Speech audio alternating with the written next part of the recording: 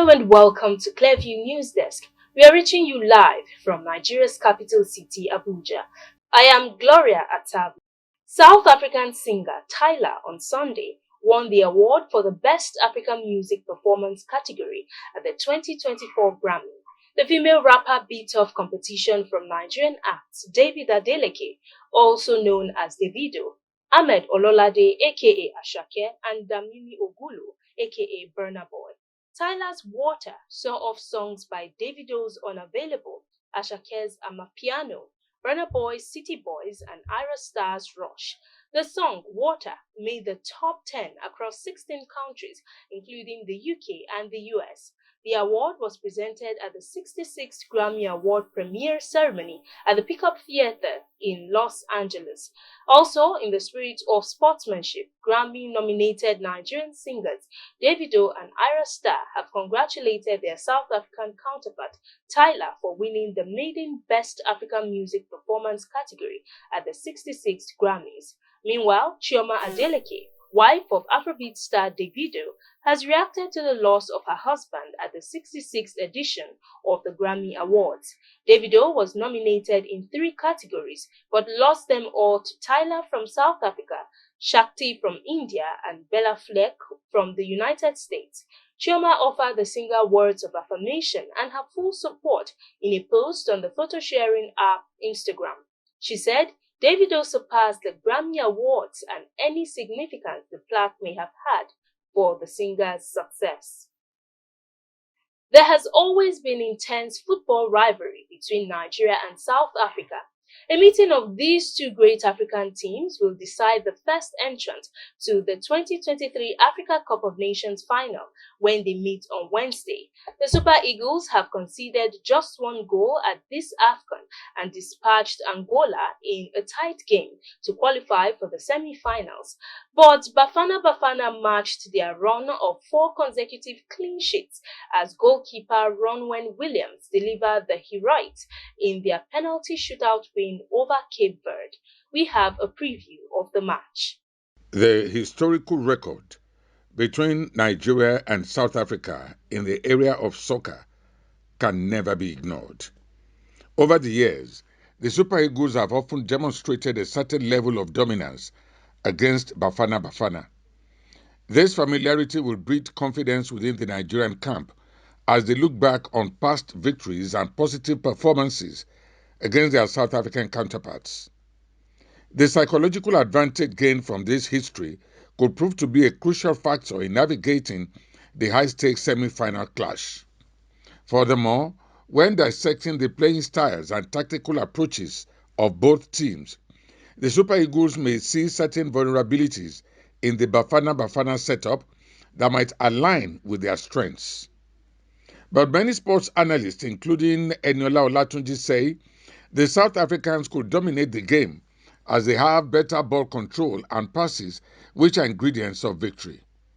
Well, that may not be relevant when you remember the Shooting Stars of Ibadan and Enugu Rangers, both known on the continent in the days of Segun Odegbami and Christian Chukwu, when Shooting Stars will do the playing and Rangers will do the scoring with their rough tackles. Football is all about scoring, and just a goal to nothing can move the team forward, which is the pattern with Nigeria at AFCON 23. But a sports commentator, late Ernest Okonkwo, said, goals galvanize support and many goals bring faithful supporters without heartache. Nigeria plays more physical football in the 4 calls, especially with the rugged defenders marshaled by Trust Ekong, Aino, and even Stodi Omero, but should watch out for cards, as already there are 8 to 6 yellow cards against Nigeria, though there is no red card for anybody in the 2 teams. The corner kicks of 20 to 17 show that South Africa may be craftier in putting the Nigerians under pressure. Set pieces may win the match, and South Africa seems not to be good at conversion of corners to goals. Nigerians, especially Osimhen, are good scoring with headers like Mutiu Adepoju, known as Headmaster. It is on record. Nigeria never played extra time game or penalty shootouts. There are 2 fundamental things that Nigeria should care about. The South Africans know Nigeria's goalkeeper Stanley Bobon Wabali well, for he plies his trade with Chippa United Football Club of South Africa. Wabali had been with Eyimba of Aba, Lobby Stars of Makurdi, and Katsina United before going to South Africa. He's one of the many Port Harcourt goalkeepers like Peter Jaja, known as Peter Rufai Dodomayana, David Ngodiha, Pastor Ida Peterside, who also was in South Africa, now a cleric in that country. It might interest you to know, on a lighter note, that Peterside and our own Eniola Olatunji served in Plateau State in the same September batch of the mid-80s, and he was goalkeeper for both Plateau NYSC and National NYSC, from where he was on call to the Super Eagles. A vital point to note is that almost all the South African players are home-based, and 8 of the 27 players are from Melody Sundowns, and that is why the Bafana team has cohesion and great team spirit, just like in those days when the bulk of the Green Eagles of Nigeria were from Rangers of Enugu and Shooting Stars of Ibadan. With all these views, Nigeria must end the match clearly within regular time, as going into penalty shootout will not help, especially with the talented Williams of Mamelodi Sundowns in goal, who saved 4 out of 5 penalty kicks in the match. The semi-final matches are Nigeria versus South Africa on Wednesday at 6 p.m., then Ivory Coast versus DR Congo same Wednesday at 9 p.m. The third place match for losers at the semi-finals will be on Saturday at 9 p.m., while the grand finale, the finals, will be scheduled for Sunday at 9 p.m. Folk singer, playwright, and poet Jimmy Sholanke is dead. Reports reaching Cleview Newsroom say the 82-year-old dramatist passed on in the early hours of today, Monday, February 5th, after a brief illness. He died on the way to the Olabisi Onabanjo University Teaching Hospital, Shagamu, Ogun State. Born on July 4, 1942 in Ikpare Remo, Jimmy Sholanke's artistic journey began as a pioneer member of the Orishun Theatre Group, founded by the renowned Wole Soyinka in 1961. His contributions to the global entertainment industry spanned 7 decades, leaving an indelible mark on various platforms, from the Western Nigeria television in the 1960s to the international festivals in Senegal and Algeria during the 1970s. Sholanke's versatility shone through in epic performances such as Death and the King's Husband, Kurumi, Konji's Harvest, and The Divorce. His captivating stagecraft and theatrical brilliance earned him accolades and recognition, both locally and internationally. The Oxford Times hailed him as a skilled Nigerian actor, and the New York Times recognized him as the star of an excellent troupe during a performance of Wole Soyinka's Kongi's Harvest. Affectionately known as Baba Agba, Sholanke was more than just an actor. He was a consummate quintessential songwriter, performer, visual artist, and storyteller extraordinaire. His impact extended beyond the stage and screen, as Sholanke was the founder and artistic director of Ibudu Asha in Ikpara Remo, Remo North Local Government, Ogun State, Nigeria. He leaves behind a legacy that transcends borders, resonating in the hearts of those who had the privilege to witness his artistry. Jimmy Sholanke is survived by his wife, Chief Mrs. Toyin Sholanke, and his passing marks the end of an era in Nigerian entertainment, leaving a void that will be felt for years to come. Cleview News Desk had earlier reported that the Namibian government announced that President Hage Geingob died on Sunday, February 4, 2024, at Lady Pohamba Hospital, a private hospital in Windhoek, at the age of 82, weeks after he was diagnosed with cancer. The acting president, Dr. Nangolo Mohumba, who announced the death of the late president on Sunday, said the nation had lost its pillar and the chief architect for its constitution. According to him, the president died despite the best efforts of his medical team to ensure his recovery. Mumba said the president's wife, Monica Giengos, and his children were by his side when he passed on. In his condolence message, President Tinubu described the late Namibian president as a veteran in the struggle for democracy a proponent of good governance and an advocate for economic, social, and political solidarity among African people.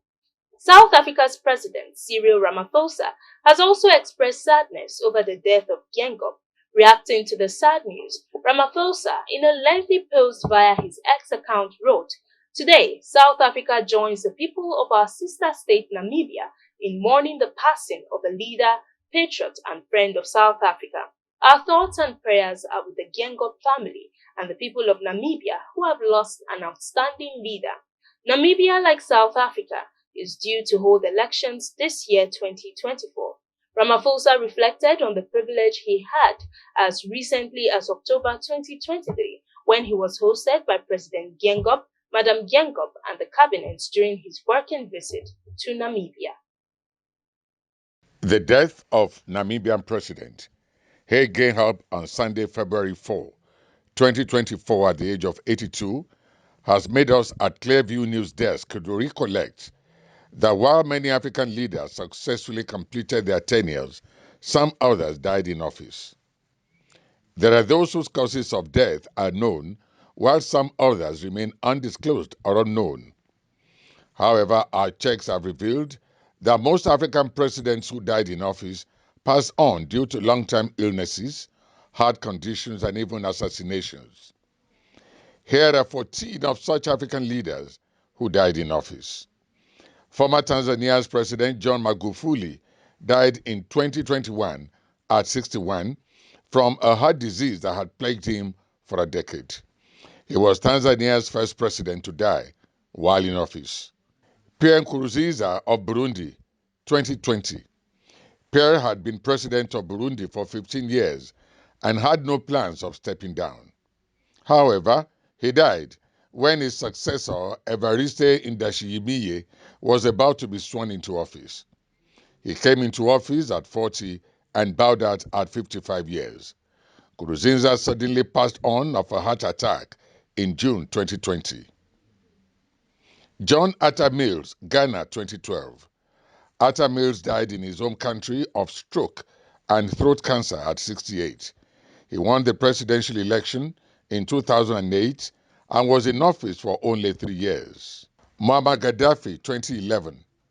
A victim of assassination, Gaddafi was killed at 69 by rebel forces in unclear circumstances in Libya after being its leader for 42 years.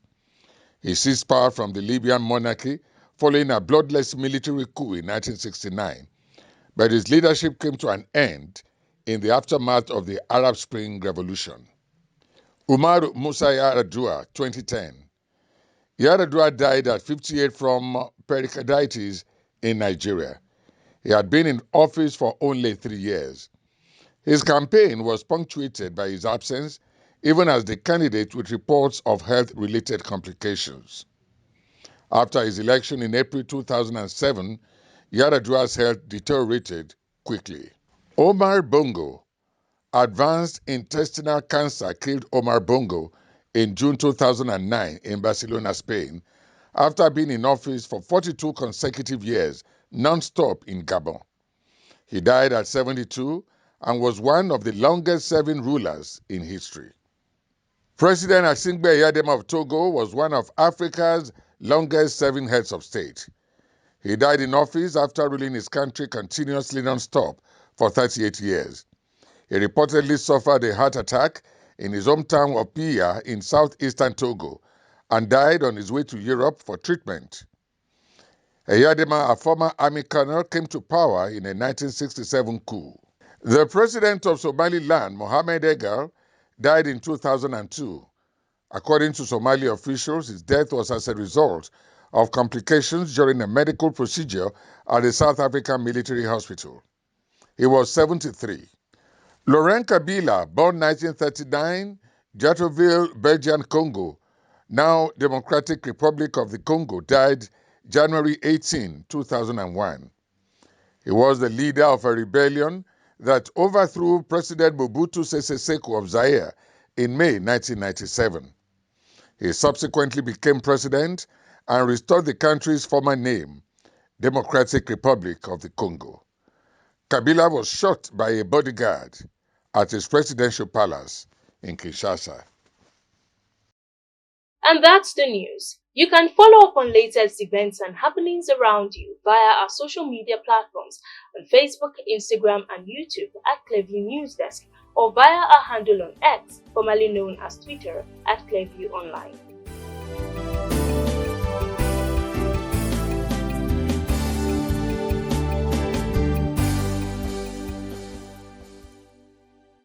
Many thanks for joining us. I am Gloria Atta. Bye for now.